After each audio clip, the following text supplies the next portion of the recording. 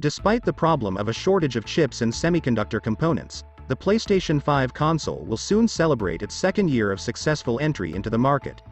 This comes at a time when the gap between the release of the PlayStation 3 console to the PlayStation 3 Slim and PlayStation 4 to PlayStation 4 Slim and PlayStation 4 Pro makes us think that it is likely that in late 2023 or early 2024 we can see the release of the PlayStation 5 Slim and PlayStation 5 Pro consoles.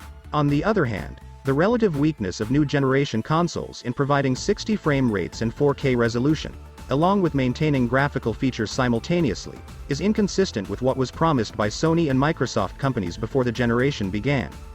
Even with these claims, many were somewhat pessimistic about this, as PCs far more powerful than the PlayStation 5 and Xbox Series X consoles sometimes have trouble delivering high frame rates at 4K resolution. Now add this to the recently published news and reports, including Sony's transferring the prototype of a mysterious console to the US, and numerous other rumors about the development of the PlayStation 5 Pro console to further strengthen the likelihood of this being realized. In any case, this new console will be developed with the aim of providing more hardware power, resulting in better visual quality, higher frame rates and higher resolution. But the question is, how can Sony improve the overall and even apparent performance of its console in such a way that even those who have already purchased its base model will be tempted to buy this new model?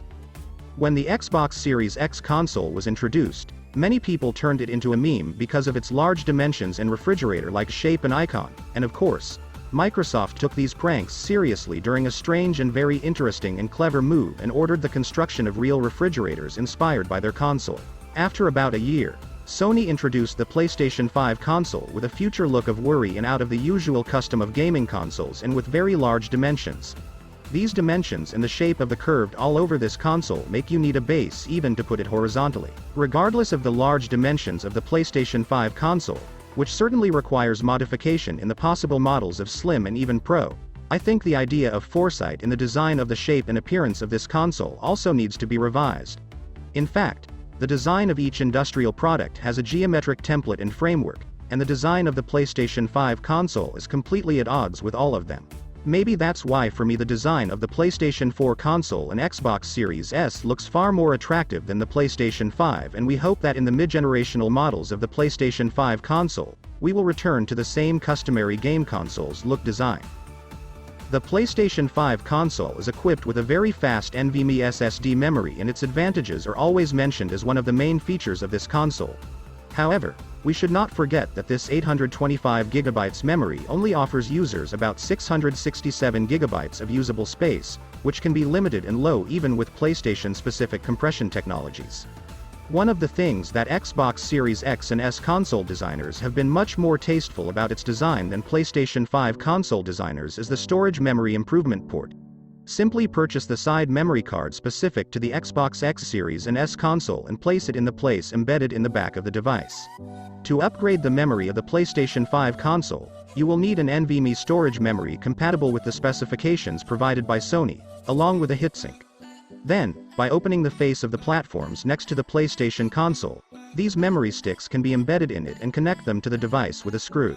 Of course, this doesn't mean it's very complicated and difficult to do on the PlayStation 5 console, but in any case a large number of ordinary users prefer not to touch their console. Surely a significant portion of game console owners consider plug-and-play method and quick access more sensible and hassle-free. DualSense can be called the 9th generation of the product released in the last 2 years, and this controller, with its special features, has largely made wide differences. Like all other controllers, this controller has disadvantages. For example, its battery life may not last even a few hours in the experience of some titles. It should be noted that the battery performance of the DualSense controller can even be upgraded somewhat before the release of the PlayStation 5 Pro, with various updates to the PlayStation 5 operating system. Except for DualSense's battery life, we hope that a new and probable example of this battery-powered controller will also be developed so that it can be replaced without opening the controller screws. For example, knowing that using a controller while charging causes serious damage to the battery, sometimes while experiencing different titles, we have to stop playing until the controller's battery is recharged. In these cases, instead of buying a second controller, you can buy interchangeable batteries to experience games. In sum, The current irreplaceable battery of the DualSense controller means that facing battery failure will force you to hand it over to repairs. Since the PlayStation 5 Pro console will tow the Pro or Professional extension with it, why not design a professional controller for it? Improving the quality of analogs and the placement of pedals in the back part of the controller are other advantages that the DualSense Pro controller can bring with it. As mentioned above, before the launch of the new generation consoles, we were repeatedly promised rates of 60 frames and more alongside the presentation of 4K resolution. However, even though it has been a very short time since the life cycle of these consoles, we are witnessing various and confusing graphical options in many titles, and there is no mention of the promise. Some titles sacrifice 60 frame rates to 4K resolution, some vice versa, and some reduce the visual quality of the game to achieve higher frame rates. Also, the market for using the DRS feature or dynamic resolution scale is also very hot, and sometimes some games run at some point in 4K resolution and sometimes at much lower resolution. When a hollow promise is made to the audience, a wave of sensitivities will form and the consequences must be accepted. For example, whether the resolution is 1080p or 4K, you can enjoy the gaming experience and practically face good and better options. But the inability of consoles to provide the highest graphics quality and frame rates in 4K resolution has made gamers very sensitive to such topics. In general, if the PlayStation 5 Pro console is to be developed, we expect its hardware power to provide a 60 frame rate at 4K resolution as the minimum standards, which of course requires improvements in graphics power that will lead to higher console prices. The output sound of the PlayStation 5 is much less than the sound of the PlayStation 4 console, but it still looks loud. It is interesting to know that part of these generated sounds are not related to the cooling fan and are related to power and capacitors. Just experience a game with heavy graphics in a room drowning silently to hear buzzing or whispering, which will also become below or bass depending on the running content.